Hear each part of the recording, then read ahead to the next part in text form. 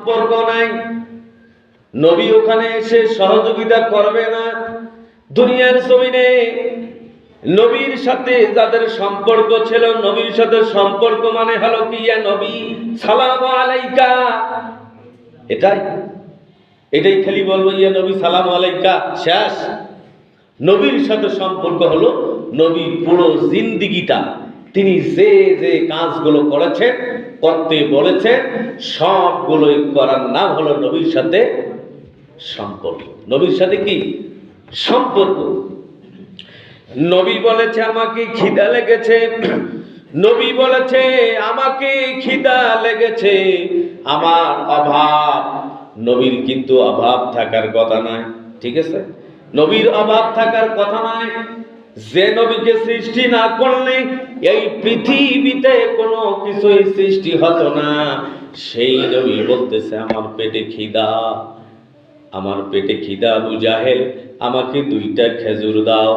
কিন্তু আবু জাহেল যেই কাজটা দিলেন, তারে আল্লাহ পাকের ইচ্ছায় আল্লাহ পাক নবীকে সেই কাজটা আল্লাহ করায়া দিলেন। একটা খেজুর দিলেন, থাপড় মারলেন। একটা খেজুর দিলেন, আর একটা খেজুর চাইলেন, আর একটা খেজুর কই হুজুর? ও আমার চাচা, আর একটা খেজুর কই বলার সাথে সাথে থাপ্পড় মারলেন। মারার পরে বিশ্ব নবীজি যখন হাত দিয়ে কান মোবারক, গাল মোবারক চেপে ধরলেন, আল্লাহর আরশ কাঁপা শুরু করে, জমিন থরথর করে। যারে সৃষ্টি না করলে পৃথিবী কোনো কিছুই হতো না, সেই নবীকে থাপড় মারছে, ঘরে ঢুকছে, খেজুর গিয়ে দেখেছে পাথর হয়েছে।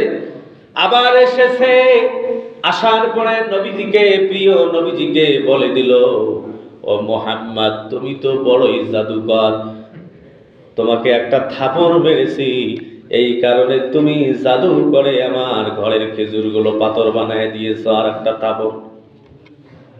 বিশ্ব নবীজি আল্লাহর কাছে বিচার দেয় আল্লাহ। আবু জাহেল বোঝে না, নবীকে যারা ভালোবাসবে এরা আল্লাহর পছন্দনীয় প্রিয় বান্দা হবে। আবু জাহেল আমাকে বোঝে না, আবু জাহেলকে বুঝাই আমি কেমনে করে? আল্লাহ, আবু জাহেল আমাকে আর একটা থাপড় মারেছে, আমার কানটা ফেটে গেল, ফিনকি দিয়ে রক্ত পড়ে। বিশ্ব নবীজি কান্দে।